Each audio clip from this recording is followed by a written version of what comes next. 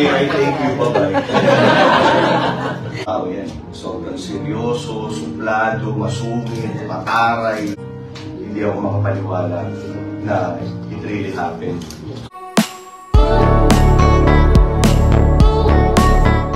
Dating aktor na si Red Stenberg ay namaalam na nitong May 27, 2025 sa edad na 50 sa Amerika.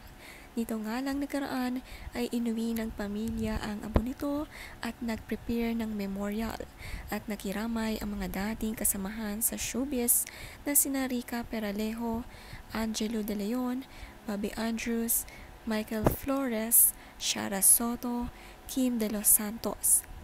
Nagbigay ng kani-kanilang mensahe para sa yumaong aktor.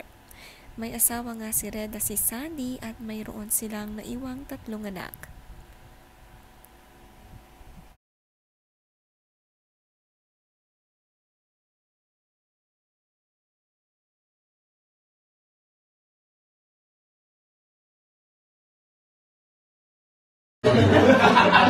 Okay, I thank you. Bye-bye. Hindi, pasensya na kayo. Siguro mas may express ko kasi yung Tagalog. So, well, nasabi na ni Bob lahat. And ni Angela. I'm sure may mga iba pa. Kasi kung sa kalokohan lang, ang dami namin kalokohan. yung pwede lang ikwento, ha? Hindi na nga. Lahat yata hindi ko makikwento. Alam mo yun, pero kumbaga when we heard about the news of Red's passing, talagang nag-flashback lahat. Sobra. Kasi sobrang bata ka ni 51. Hindi nga umabot ng 51.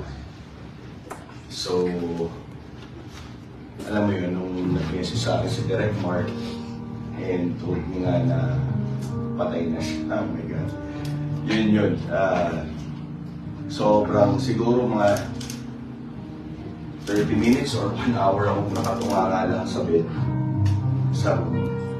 Hindi ako makapaniwala na it really happened. So, ano yan, tama si Bob. Sobrang seryosong tao yan. Sobrang seryoso, suplado, masungit, mataray, lahat na. Pero once na makilala mo siya, doon mo makikita yung totoong Red, lalabas yung totoong Red. Hindi nga makapaniwala si Michael Flores sa natanggap na balita na ito. Sobrang nga niyang mamimiss ang barkada. Napakaraming araw niyang gustong ikwento sa eulogy speech. Si Red nga raw ay suplada, pero kapag nakilala mo ng gusto ay sobrang bait na tao dahil napakatotoo nitong kaibigan.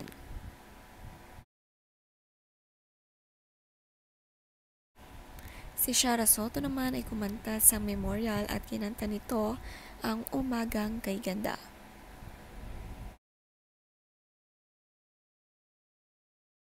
Sabi ni Rica Peralejo sa post, I never thought we'd meet again this way. Naka-side-eye ka pa while I am talking about you, which is so you. Pero Kiko, talagang hinintay ko lumabas ka sa likod niyan so you can tell us all, surprise, it's a prank. But you didn't. So I am sad cause it would have been nice to know you all over again, but this time as the husband and dad that your family has been talking about and missing a lot. You have such beautiful and wonderful girls, from Sandy to your daughters, and I got to talk to your boy about Roblox. Ikaw na lang talaga ang kulang. But we will never understand some things in life. We can only heal from them. Nevertheless, like what I was saying in the memorial, I am grateful that we got to love you and you got to love us in this lifetime. Good night, Red. Sleep well. Dagdag pa nga ni Rica, magkakasama pa rin naman talaga kami in our hearts forever. Si Kim De Los Santos ay nakiramay rin. Halos na kumpleto nga ang TGIS barkada.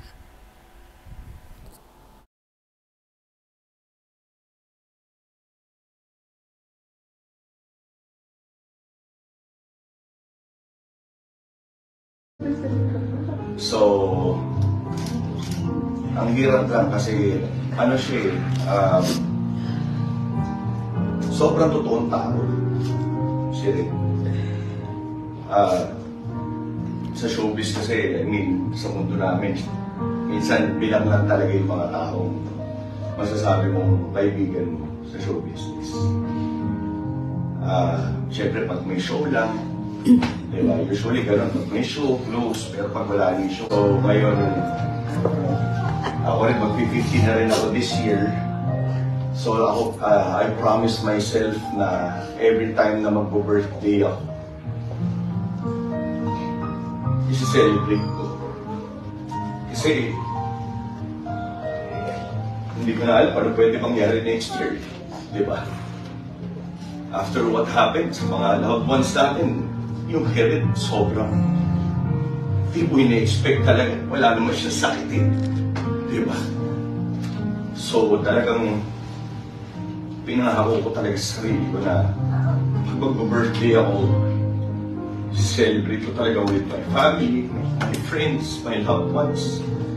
Kasi hindi ko alam kung anong pwede mangyari next year. So, sobrang dami na nangyayari ngayon.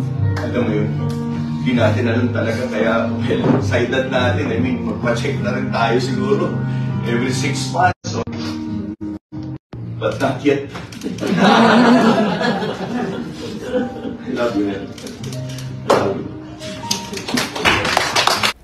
Ganito nga nila inalala ang dating aktor na si Red sa post ni Angelo De Leon hanggang sa muli Red.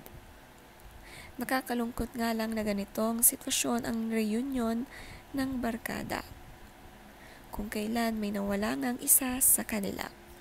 Marami din nga ang hindi nakapunta sa memorial.